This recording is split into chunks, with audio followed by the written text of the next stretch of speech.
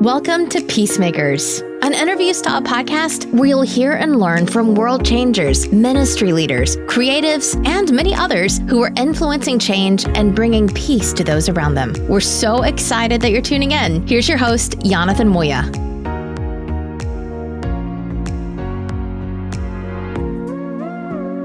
Hello, everyone, and thank you for tuning in to another episode of Peacemakers. I'm super excited about today's conversation. Today's guest is Bree Stensrud. Bree Stensrud is a human dignity advocate and the director of Women of Welcome. Her passion is to equip the church to engage more consistently and tangibly in holistic human dignity issues. Throughout her work in the pro-life movement, Bree continually faced questions from those concerned about immigrants and refugees. Understanding that many concerns were rooted in fear and misinformation, she started a journey to rediscover God's heart for the sojourner. She holds a Master's of Biblical and Theological Studies from Dallas Theological Seminary and lives in Colorado Springs with her husband and 2 kids. Bree's new book, Start With Welcome, The Journey Towards a Confident and Compassionate Immigration Conversation, will be released on February 6th, 2024. I'm so glad to welcome Bree to today's episode. Bree, I'm so glad to welcome you to today's podcast. How are you? Thank you so much. I'm so glad to be here. I just got back from a border immersion experience, and I think I'm ready to go. Oh my goodness. I've done those myself, and I know how tiring those are. So thank you so much for taking time to be with us. Of course. You have an impressive experience in both the pro-life movement and now with the work you do at Women of Welcome in the immigration realm. I want to backtrack to your upbringing. Where did you grow up? Was faith a part of growing up, and how did that influence these roles that you've experienced over your life? I grew up in the Midwest as an evangelical free church preacher's kid. The church was my home just as much as our home in the neighborhood, and there all the time. My family is very academic. My brother went to seminary. My dad went to seminary. I ended up going to seminary. Faith and theology are such a huge part of my upbringing. We're very, conservative, typical family in the Midwest who want to love people well and also want to love God well and also have orthodox theology. And, of course, when you grow up as a conservative evangelical, you are really kind of automatically under the umbrella of the pro-life movement and the fact that you care about each and every human being, and especially from womb to tomb. But if we're honest, the evangelical movement definitely has a prioritization on one very specific vulnerable population, and that tends to be the preborn space.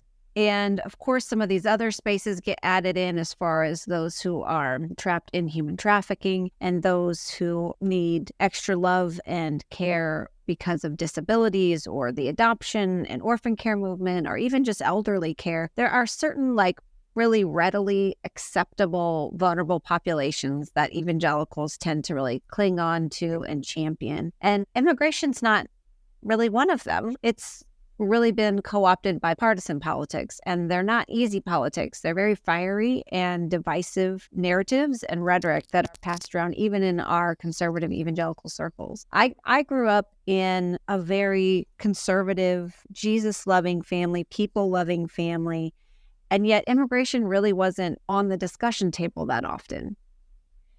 As I reflect on my upbringing, immigration has been a part of my life ever since I was just a young child. I actually grew up in the South Texas and northern Mexico border, and so immigration is a part of a lot of people's story. It was also something very personal for me. It's interesting as I try to engage this conversation with you, but knowing that later in your life, you started to engage different topics of conversations and work, this became more of a focus as well. Before we get to that, how did you start in the pro-life movement? You grew up in church, that influenced your faith and values. Have you worked for an organization in the past? Tell us a little bit about that. I worked with numerous ministries growing up, and then when I moved to Colorado Springs, Colorado, I started working for Focus on the Family, which is a very conservative evangelical ministry. And within Focus on the Family, they have a department of Sanctity of Human Life. I was the director of Sanctity of Human Life for several years, and in that year, You're going to Washington, D.C. to participate in March for Life. You are supplying pregnancy resource and medical clinics around the country with sound medical and ministry content to minister to women who are facing unexpected pregnancies and who are raising children on their own. I was directing that content and that programming. We're placing ultrasounds in high-risk abortion communities. And so that was my life. I came to Focus to do marketing, and then I got moved into kind of community development and church outreach. And then that blossomed into, all right, why don't you move over to this department and do Sanctity of Human Life initiatives? And I really enjoyed that space. I didn't know I had a passion for it until my boss at the time, she really started mentoring me into this whole life, pro-life worldview. And that was expanding the prioritization of vulnerable people past the preborn stage of life. And so she really tasked me with writing and gathering content for our Focus on the Family constituents that was more holistic in nature, not from a political perspective, but from a biblical perspective. And when you look at what it means to be pro-life from a dictionary definition, it definitely circles around the preborn space. But any of us who know and love Jesus and read the scriptures, we know that our pro-life convictions are not anchored in some dictionary definition of what it means to be pro-life, but it's actually anchored in what the scripture says about life and the dignity and sanctity of every human life. As I was working in this space and participating around the country, I actually started traveling around the country and started recruiting families for kids who were languishing in foster care. It kind of noodled out from there a little bit as far as like, well, we'll be in the preborn space, then we're going to go to the adoption space. And then when you get into the adoption space, you realize, if kids aren't adopted and welcomed into forever homes, there's a pipeline for those kids. And they either are in prison, they're involved in the human trafficking world, they struggle with mental health issues on their own, they're part of the homeless population, and they struggle with poverty and employment. And so you just think about, wow, okay, so if that's kind of the pipeline, now I got to start caring about those things, like affordable housing and prison ministry and human trafficking and smuggling and, all of these things. And then those also just branch out into all of these other areas. And so really the pro-life worldview is not just this small subset of the Bible, but it's actually just this continuum of womb to tomb, and that the same things, the same biblical verses that anchored me in the preborn space were the same things that would and did anchor me in other areas of human dignity. So it was being mentored into kind of this whole life narrative that I realized that we hadn't really, in the culture of evangelicalism, hadn't really given scripture the room to breathe beyond the preborn space. And so if we were to give some of those verses the oxygen to address other issues, we would see that they fit squarely in those issues too. I mean, everything from Genesis 1:27 about how each and every person is made in the image of likeness of God, all the way, to the New Testament and all the way into Revelation, where it's like every tribe, every nation, every tongue is going to acknowledge Jesus and be seen in heaven. You realize that the bounds on your definition of what it really means to be pro-life start to drift out in really holistic and holy ways. That's not a drift from orthodox ways of interpreting the Bible, and it's not a drift off into some weird theology, but it is your theology, and you are anchored so deeply in everything that you grew up knowing. It's just now you're giving some of these verses oxygen to address what they hadn't before. That just takes it to a whole nother level of depth. Can you talk to us a little bit about how your past experience in the pro-life movement and different ministries has shaped you, but then also how did that translate into the work that you're doing now at Women of Welcome? I had left Focus on the Family to create some room and some space to adopt our second child. And when I had done that, I was invited on a trip to go down to Oaxaca, Mexico, and get more familiar with what was going on with migration challenges in that region. And I thought, sure, I'm interested in that. Immigration is always a hot topic in the news. And I had worked with World Relief before and loved the work that they did. And so they invited me on this trip and I went down there. And I'm taking all of my pro-life worldview, which is somewhat knotted up in politics and knotted up in other kinds of narratives and things. I'm actually going with a lot of fear, to be honest, because I wasn't exactly sure what I would encounter. I didn't know if it was safe. This was not a space that I really knew much about, other than somehow it fits in my pro-life worldview because of Genesis 1:27, and because I know the Bible says a lot about immigrants and refugees. And there were a lot of people I really respected in this space who were not off in these really progressive spaces that scared me, but that they still interpreted the Bible the way that I did, and they were still in the same kind of circles I was in. And so there was enough kind of evidence of safety for me to stay curious, and the fact that it was like, all right, there's enough people, good people that I trust and I admire, and I also just know the Bible has something to say about this. So I'm being invited into closer proximity. I'm just going to go and see what God does. And I didn't think it was going to be a feel-good trip. And I knew I was going to get wrecked emotionally in some way, but I really was not prepared for like the seismic shift that God was about to make in my heart, because my life took a completely different direction after I came back from that trip. So here I am going with my traditional pro-life views and worldview and whatnot. And we get to a shelter. It's an unaccompanied minor shelter. So kids who'd either been lost or left by their parents or had been separated from their parents on their journey up to the U.S. were in this government-run shelter for children in Oaxaca.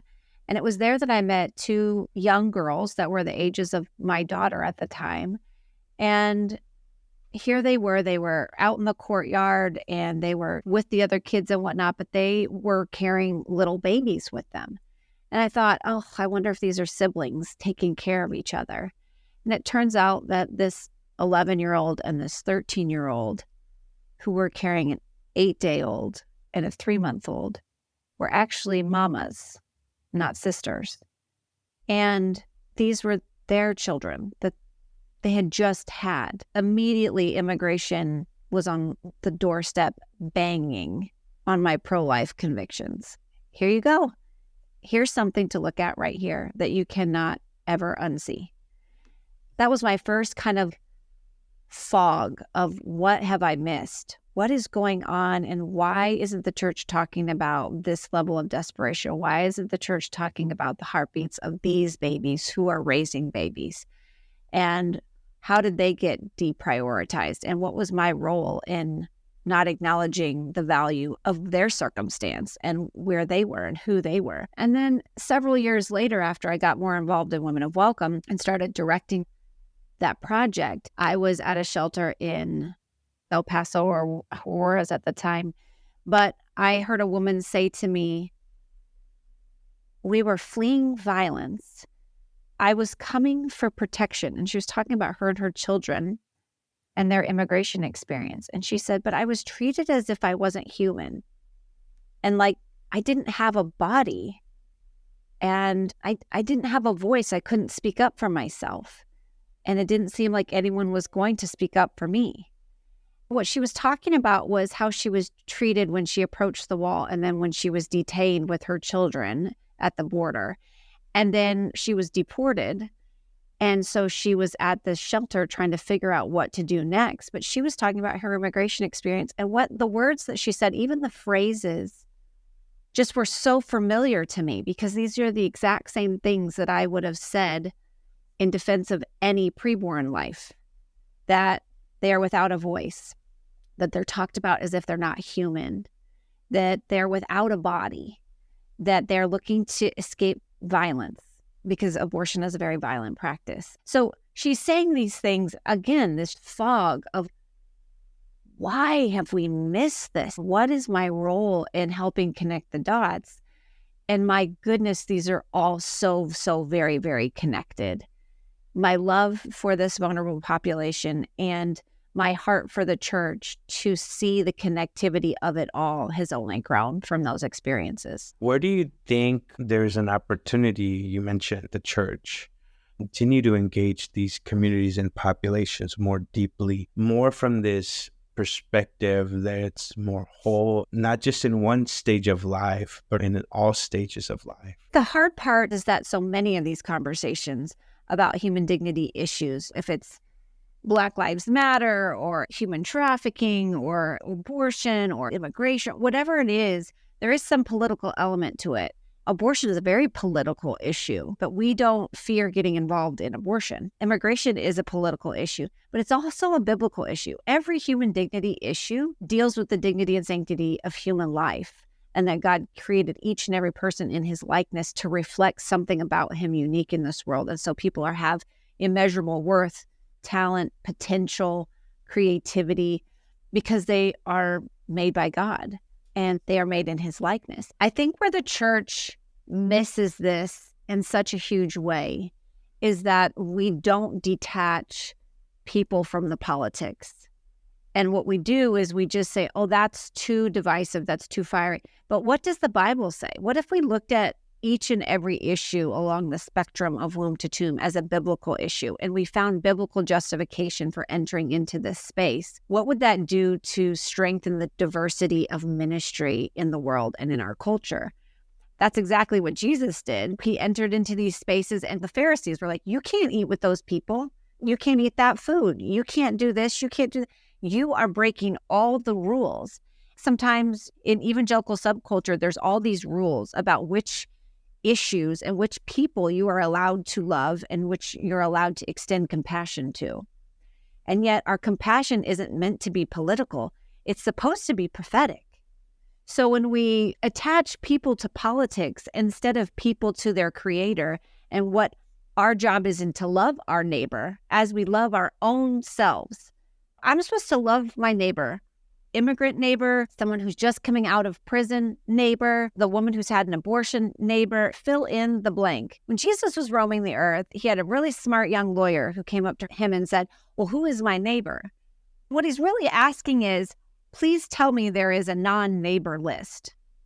There are people that are definitely not in this neighbor list. And Jesus is like, no, you're supposed to love God with all your heart, soul, and mind, all your strength, and you're supposed to love your neighbor as yourself. And then we hear about Matthew 25, 31 through 46, where he's just saying, when you see the vulnerable, those are hungry, sick, sojourning on the side of the road, and you don't attend to them, then you are disregarding me.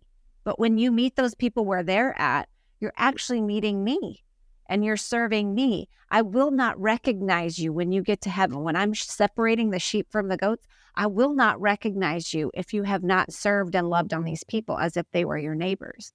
The opportunity, which can be scary for a lot of pastors because there is a cost, because the cultural narrative is so strong. Cable media and pundits and politicians, they really run every lane of traffic on this freeway of thought, especially about immigrants and refugees. And we need pastors with more conviction to get on the on-ramp and to at least occupy one lane of traffic to say, all right, you don't have to think this way. And there actually is a countercultural way of thinking and loving people that is biblically based, that we can have confidence about entering into this space. There's a massive opportunity for the church to show up as people want them to and expect them to, but don't see them doing. We see this all the time with young people, is they're like, I don't recognize this faith that you're telling me about because your faith looks really cushy, comfortable, and curated. And the faith that I read Jesus calling people to is really kind of controversial, and it's radical, and it's countercultural, and it's not comfortable. So what is this faith, this religion that you have created that I don't recognize? It's interesting, Lifeway Research did this study about evangelicals' thoughts on immigrants and refugees. And only 1 in 5 people said that they were primarily informed about immigrants and refugees from their Bible. 1 in 5.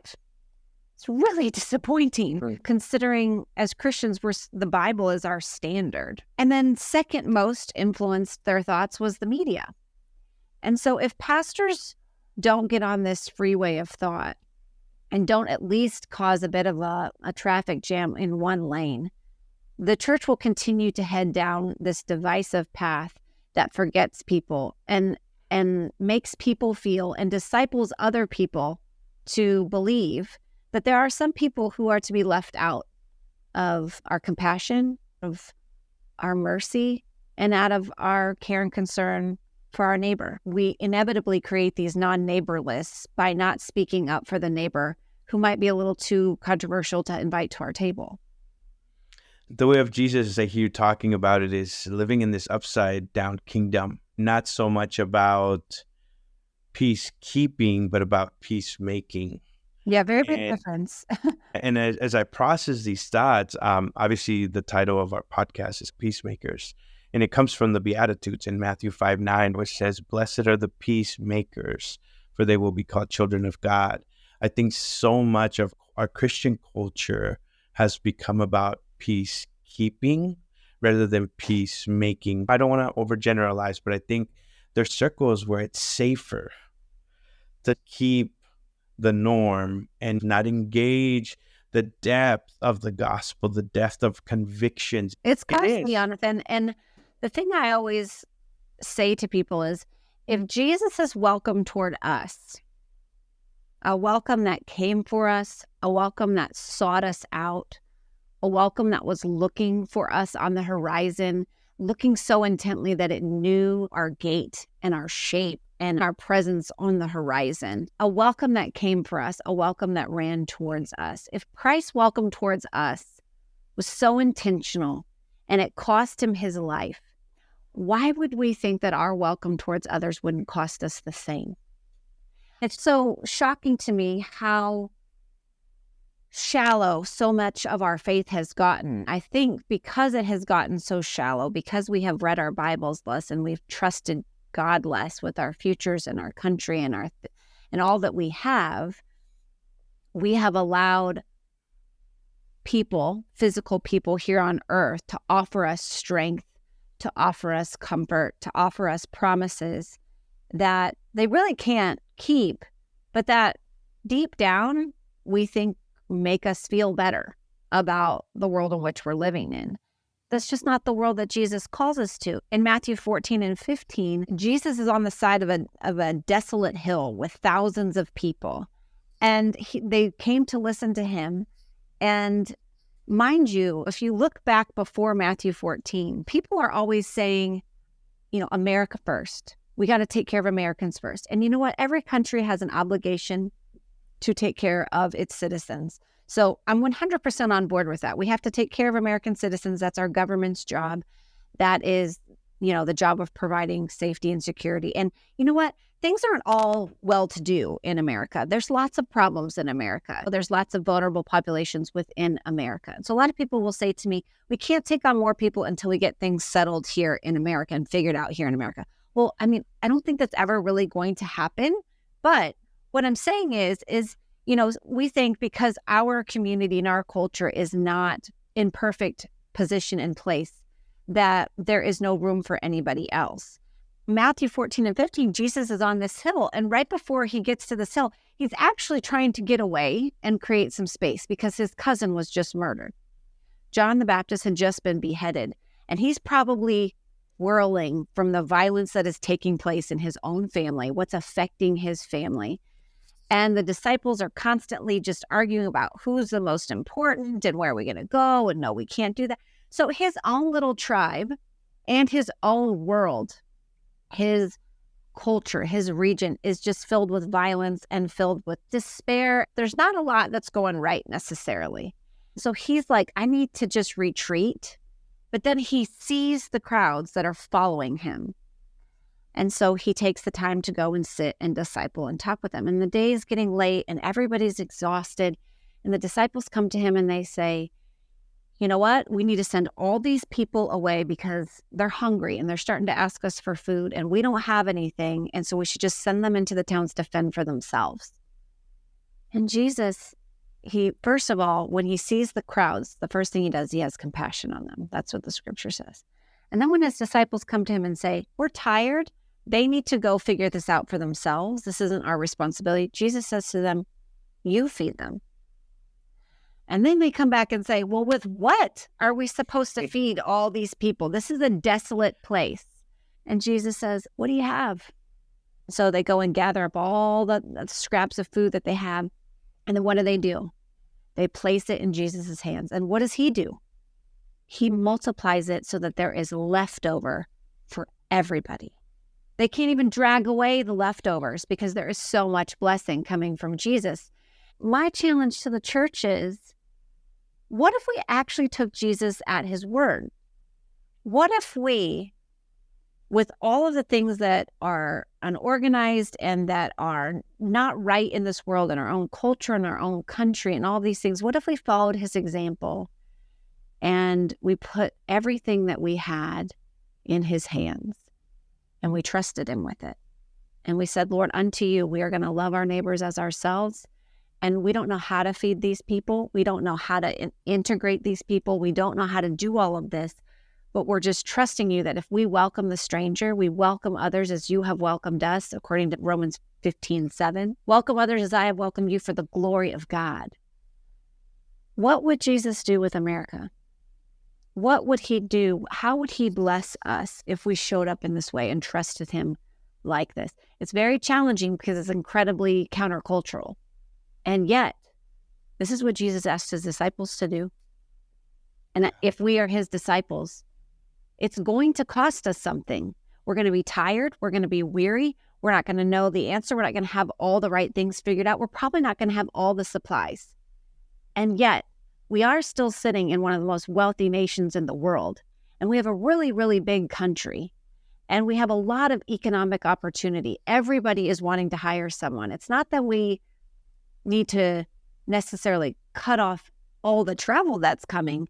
It's what do we do to seize the opportunity, not only just economically and, because it could strengthen our country, but as Christians, setting all that aside, what would Jesus call us to? And then what would he spiritually and supernaturally bless this country with if we decided to follow him and actually trust him with what we had?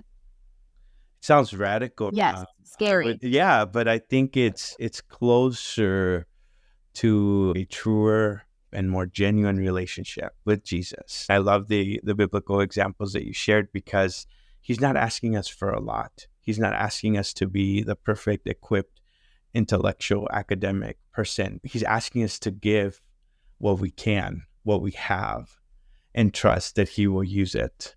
There is a simplicity about the gospel there that I think we've overcomplicated. I love that simplicity. And so thank you for reminding us of that. I want to move over to the next topic of conversation. I'm really excited about your new book coming out. It comes out on February 6th. We're about a week away from the launch. And so knowing a little bit about your context, history, and experience, your book is titled Start with Welcome: The Journey Towards a Confident and Compassionate Immigration Conversation. Give us a little bit of how the concept of this came about. I never thought I'd be in the immigration space. I mean, I know there's no video of me right now, but I'm a blonde-haired, blue-eyed white girl from the Midwest that's coming steeped in evangelical culture and theology. This isn't like a place where people would expect me to land or to be. And yet, it was the place I was invited into and that the Lord just has allowed me to stay in. And this book was one I never thought I would actually write. It's an interesting book because it's the conversation that you would want to have about immigration. So many Christians feel either beat over the head and told that they're horrible about their views on immigration because they want safe and secure borders. So many other people are on the other side of the spectrum. They're just like, you guys are horrible people, or you guys are really insensitive. And yet Christians have compassion. It's just that there has to be a little bit of detangling that happens from our partisan politics in order to see people well. We can't get close in proximity to people if we are so politically jammed up with partisan platforms and pundits. And so this book is not a political book. It's actually a conversational book. I spent hours pretending someone was on the other side of my laptop as I'm typing and writing this book, just having a charitable conversation about immigration, one that holds the tension of we need to have safe and secure borders, and we also need to have compassionate treatment of people who are arriving at those borders. And so this book is a conversation about holding the tension well, and yet still being very convictional about what Christians need to do in this space. So it's a gracious conversation to have. It's one that hopefully attaches confidence to your compassion. There's lots of questions about what's happening at the border. There's lots of questions about how that affects America. There's lots of questions about all these things. And yet what we want to do is we want to look at people and this issue from a biblical perspective first. So this really is a bit of a, how did I get into this space? But also, what does the Bible say about immigrants and refugees? The Bible doesn't say anything about U.S. immigration policy. I'll give you that. But there's so much that the Bible says about immigrants and refugees. Nearly every major biblical character in the Bible is an immigrant or is migrating somewhere. This is a conversation that you've likely never had about immigration, but probably have always wanted to have. That's what this book is. It's about having a conversation with whoever's reading it in a gentle and charitable way, but with conviction and confidence.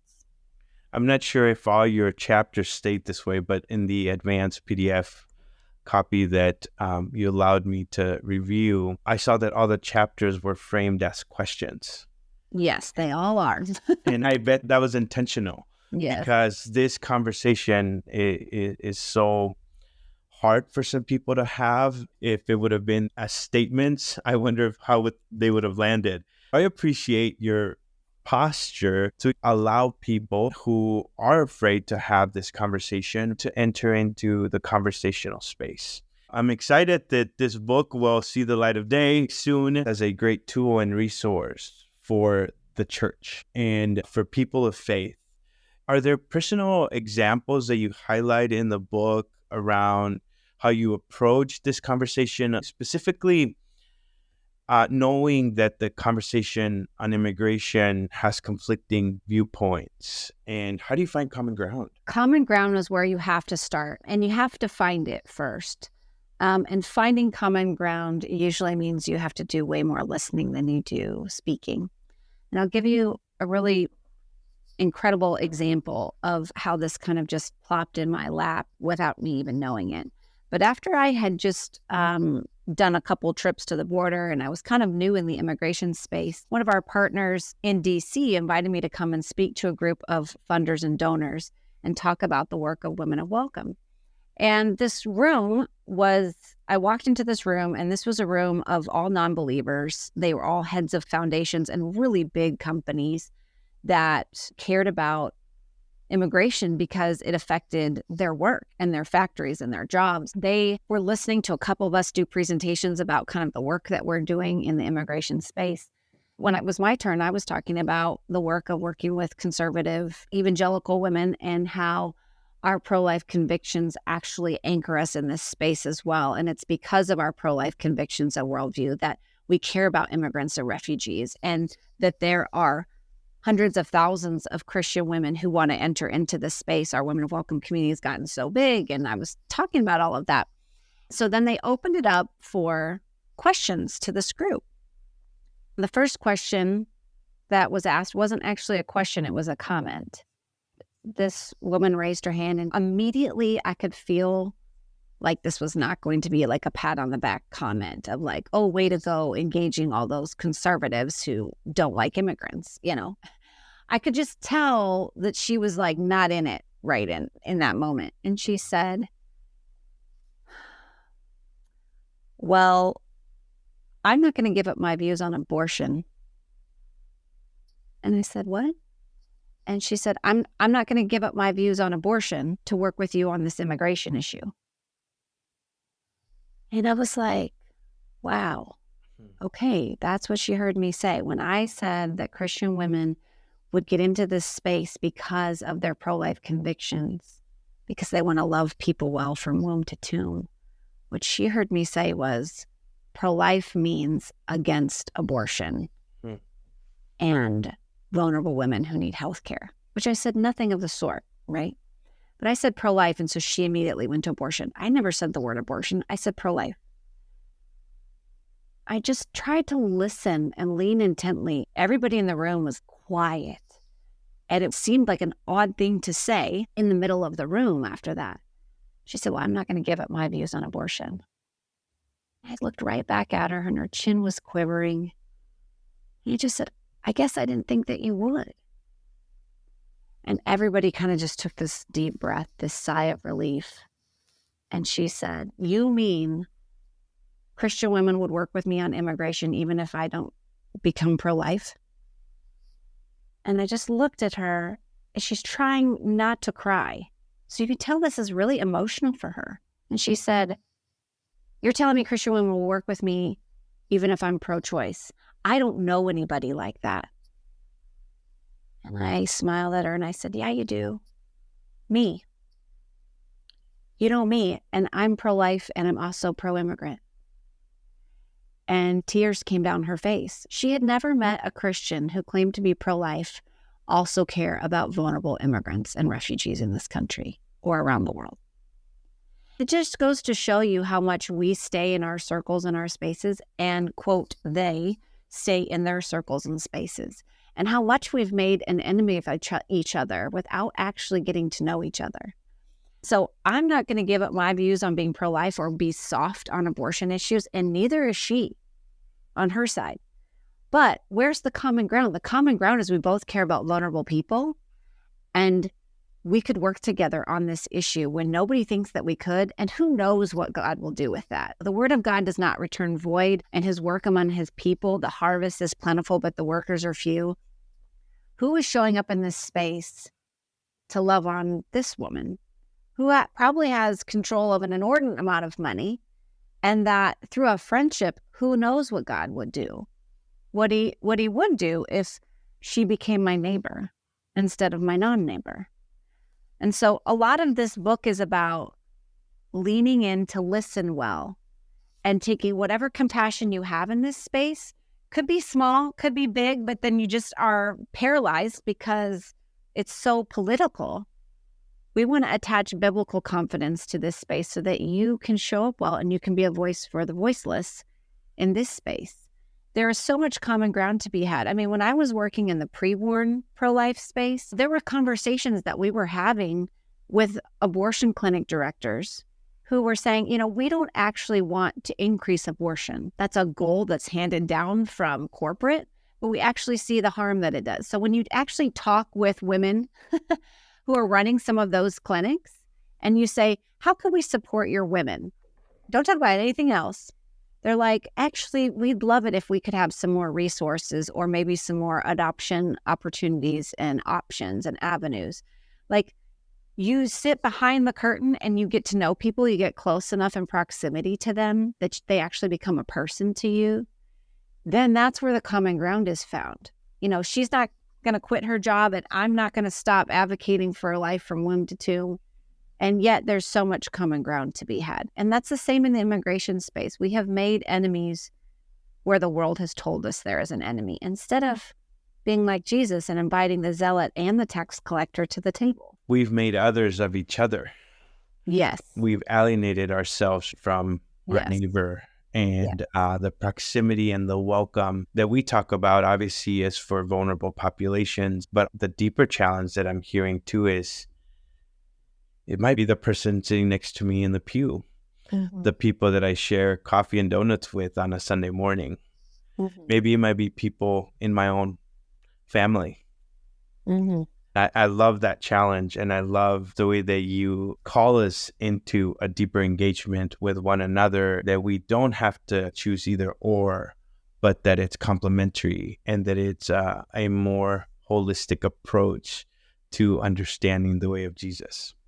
I'm really excited for your book to come out, and it becomes a great resource and tool that many people in different groups, churches, ministries continue to use in this very difficult conversation, especially because it comes from a biblical perspective. So, Bree, thank you so much for your time. I really appreciate this conversation and all the insight that you gave us today. Thank you for having me, Jonathan. Thank you for tuning in to today's conversation. You can find more about Bree's work on the Women of Welcome Facebook and Instagram pages. And also, you can purchase Bree's new book, Start With Welcome, The Journey Towards a Confident and Compassionate Immigration Conversation, anywhere books are sold. Again, Bree, thank you so much for joining us in today's episode. To our listeners, thank you for listening. If there was anything that stood out to you from this conversation, we'll post links about it in our show notes. So make sure to check those out. Until next time. Thank you for listening to this episode of Peacemakers. Wherever you subscribe to podcasts, go ahead and hit subscribe. Please leave us a positive review on iTunes and share this episode with your friends through Instagram stories on Spotify. And most importantly, don't forget to join us for our next exciting episode.